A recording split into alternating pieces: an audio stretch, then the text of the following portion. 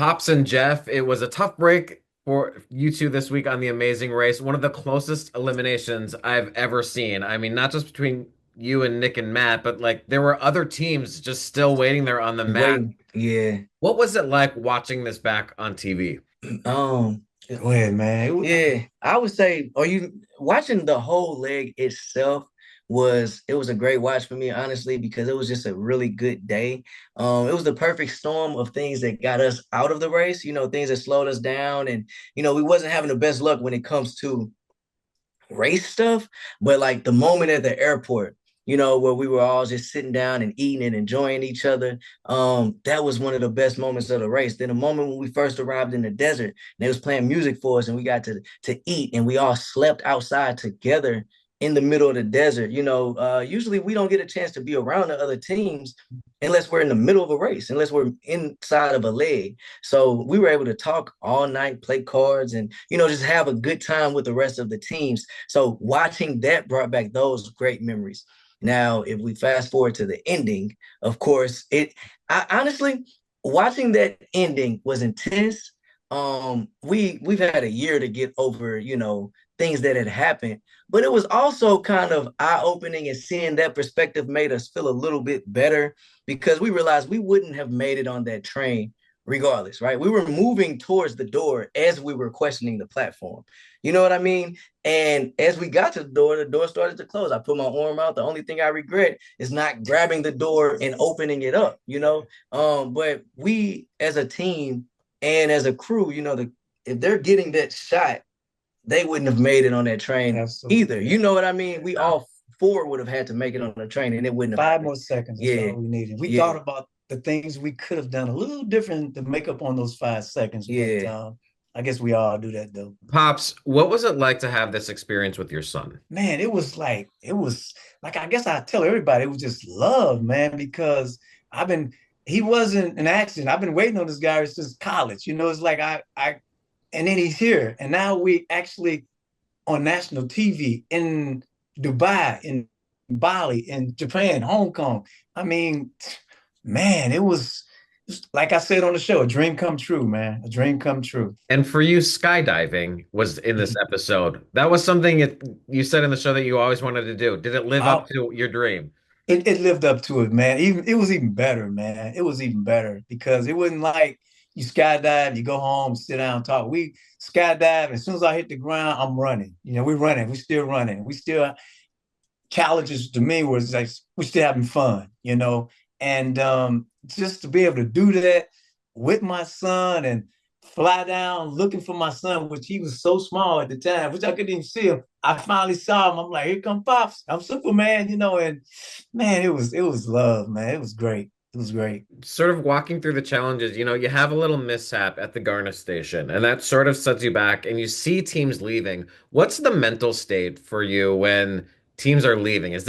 I mean, is it hard to gain composure in that moment, or do you start freaking out a little bit? I would say if we would have done one more check, it would have been freak out time. You know what I mean? Like, Right. It because would have been. so, Yeah. but what I can say about that moment is everybody kept going back to the shelf, getting checks and getting sent back because everybody kept missing this one key thing. And it was these little white flowers that had to go on the cupcakes. So we went back that last time, and he again said, okay, yeah, you guys have to remake this top cake because, of course, I knocked a little piece of icing onto the ground. But he also said you're still missing something. Mm-hmm. So when we went back in there, we keep changing these cupcakes and everything, thinking we're addressing what we're missing. So while they gave Pops another piece of cake to decorate, he was decorating that long cake. I again was trying to look at the example and see what are we missing. And it turned out to be those little white flowers, like two or three little bitty white flowers. Yeah. I mean, the size of an ant on these cupcakes. And so I broke the little flowers off and put them on the cupcake. By the time I was done figuring that out and doing that, that long piece of cake that needed to be replaced was already done. So Nick and Mike had just left, like just left right then. And Erica and Melinda had finally just got their check that went right. So we were still in it at that point. It wasn't like a moment of devastation, like, oh man, it's just us, we're out of the race. We took the thing back over there, and he said we were good, so we were back at it. So I can't speak to how we would have felt 5 minutes after we were still there, but I can't say that we weren't like down or feeling You like weren't in defeated at that panic time. mode yet. We weren't in Oh no, panic I mode, didn't no. count us out at And all. I can say we are really. As long as we had, It takes. We don't get in panic mode really, like you know what I mean. Like we cut trees down, we do something intense every day, but I can't guarantee that panic mode wasn't right around the corner. The next roadblock, though, was in the water. Surfing, Pop said in the yeah, episode, Jeff, you might not want to get in the water. I mean, you had your shoes on. Water was not your strength going into it. Is that correct? yeah. So he didn't. It ain't that he said. I know he said that while I was out there in the water. I can swim. I can save myself in the water if I got to or whatever. I don't, you know what I mean? Like he knows how to swim like an Olympian almost. Like he can swim across the ocean. I don't even know how far he would have to go to get tired. That's just him. But me, I looked at it. He had 4 roadblocks because our strategy was if something was strictly physical, we would have Pops do it. Because if it was going to involve a puzzle or some type of weird strategy riddle or something, yeah. we wanted for me to be the one in it. But what had happened is that skydiving, that's strictly physical, is nothing that you have to think or remember anything. We had him do it. And the other roadblocks that he did, it ended up adding up to 4. And I was only at 2. We didn't want to expend all his roadblocks. You can only do up to 6 roadblocks. If he had done that one, he would only have 1 roadblock left that he could do. And I knew I could do the surfing thing. The only mistake that I made that turned out to be a mistake that didn't affect us race wise, but it did affect my energy because I was tired as heck swimming in the ocean with those shoes on. Keeping those shoes on, I thought I was making a strategic decision to not spend the time of taking my shoes off, taking my socks off, taking them back to the tent, and all of that. So I thought I was making the right decision, but it did turn out to be very hard to swim in the middle of the ocean with them heavy shoes on. Yeah. But surfing and getting out into the ocean, I didn't like I had to swim out there. I was on the E4 board, so it was like it didn't affect the timing of it. I still was able to get done before Nick and Mike, but it was not the right decision to keep my shoes on. And Pops, we've seen fathers on this show before, but they're not all jacked like you are. I mean, how long has physical fitness been like, how did you get that love for physical fitness? Because clearly you've passed it on to Jeff as well. I mean, has this always been part of your life? And how do we all age like you?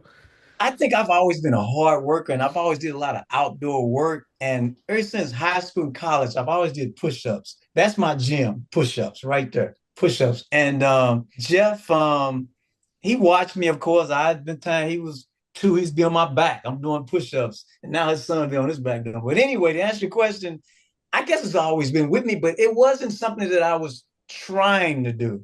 It just I get compliments and I'm like, wow. So it's what I've been doing, push-ups. That's the only thing I can think. And being physical, Yeah. Pops has no idea what his body fat percentage is and how much he weighs and or anything like that. He can't tell you about the macros and micros that he eats. He's literally in shape because he just takes care of him. You know what I mean? And he climbs trees every day. He's very active. He eats what he wants to eat. He does it. It's just natural for him to be somebody who takes care of themselves. If that makes sense? It's not like a science to it or nothing, and it's not for a look. He just happens to look good because of it, and that's the best way to be. Now, myself, I grew up wanting to be like my dad. So if I go to the gym and when I'm watching what I eat and all of that stuff, I want to be just like Pops, so and I hope my son grows up with that same type of mentality because he's set a perfect example for generations to come. Speaking of example, I mean, watching this race, there was some drama between like a few of the teams, hurt feelings, betrayal.